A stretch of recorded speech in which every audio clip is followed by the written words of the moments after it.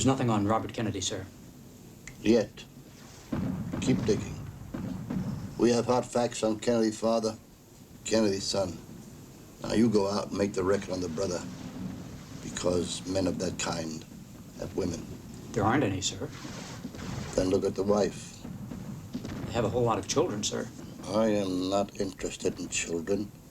I am interested in sex, in activities of disrespect to this nation. The Guard, the Bureau. Do I make myself clear?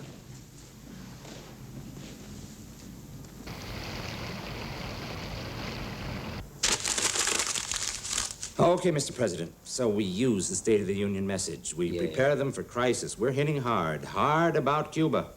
Yes, but we don't want them to think we are preparing them for the worst. We need something hopeful as well, something more inspiring, uplifting. Hope. The hopes of all mankind rest upon us, not simply upon those of us in this chamber. Yes, that's very good. And the FDR quote for the ending?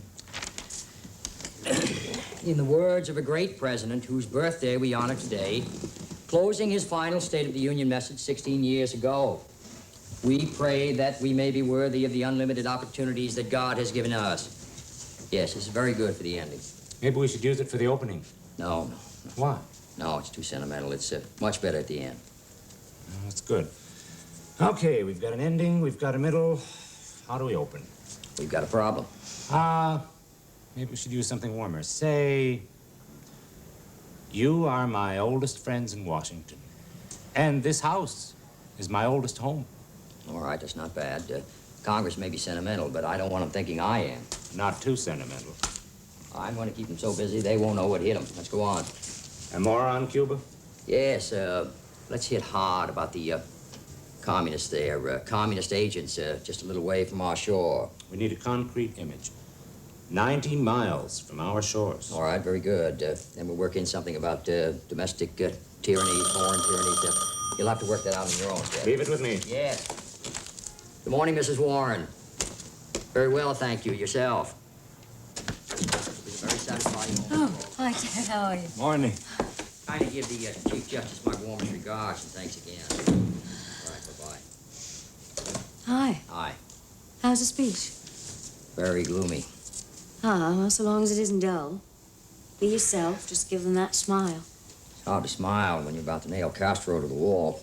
Well, Congress needs a smile. If you make them feel good, you can tell them anything. You like this picture? I thought a naval theme would be appropriate in here, captain of the ship and all that. Very well. Did I keep pets here in the White House?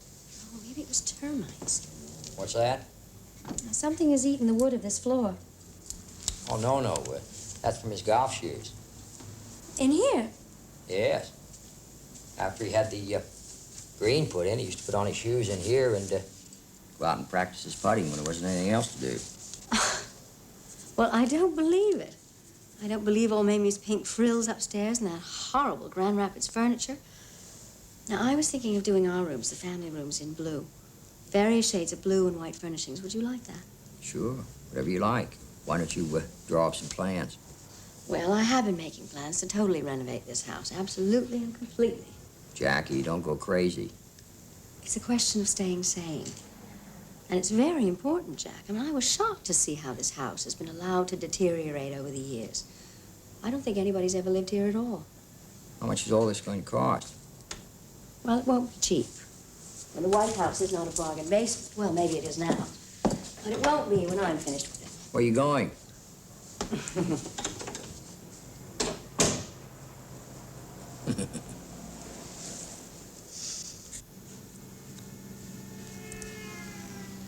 Do you endorse the Cuba plan? I do. Do you also advocate and believe it, Mr. Bissell? I do.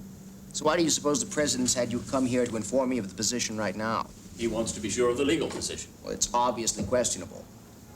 The Pentagon's approved it at a subordinate level. It's been approved by the Joint Chiefs of Staff. You mean endorsed? Endorsed, yes. And they predict success. Yeah. So what if the president vetoes the plan? That's a political decision. The plan is solid, we're strong, we have the training camps, the brigade. If it's stopped, They'll come home to a really savage reception from the exiles in Miami. They'll say we're soft on Castro, soft on communism. And the president, you recall the Nixon debates? He pledged support to the Cuban freedom fighters. What makes you so sure of success, Mr. Bissell? Failure is a possibility. It always is. Yes. What if the invasion fails? Okay.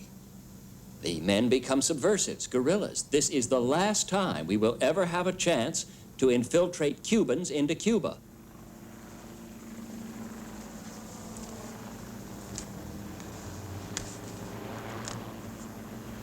Out of 3, what chance is there of success? I am talking about eliminating Castro. Out of 3. Out of 3. 2. 2 out of 3.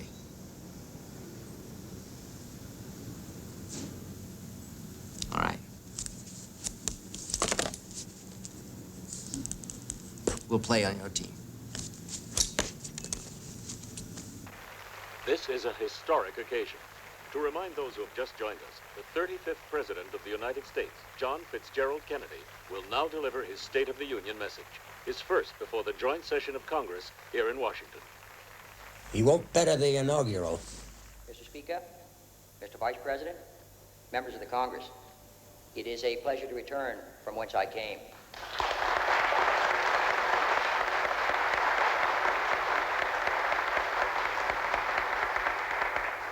You are among my oldest friends in Washington, and this house is my oldest home. I speak today in an hour of national peril and national opportunity. To state the facts frankly is not to despair the future, nor indict the past. The prudent heir takes careful inventory of his legacies and gives a faithful accounting to those whom he owes an obligation of trust. And while this occasion does not call for another recital of our blessings and assets, we do have no greater asset than the willingness of a free and determined people, through its elected officials, to face all problems frankly and meet all dangers free from panic or fear. That's okay.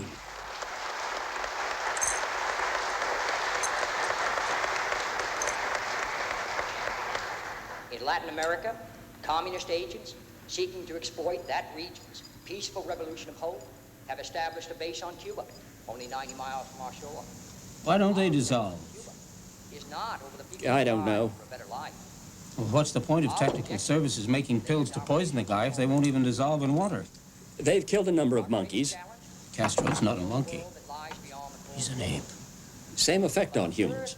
It'll wipe him right out. Giancana can get access to Castro. It's cheap. How cheap? I paid $50,000. Let's be realistic. Pushing poison into Castro's nightcap's one of the craziest things I've ever heard of. How far has this thing gone? Some hookers got the pills. Castro snores. His mouth drops open. She slips one down his throat. Has someone taken leave of their senses? No, we have a general capability that includes assassination. Called what exactly? Executive action.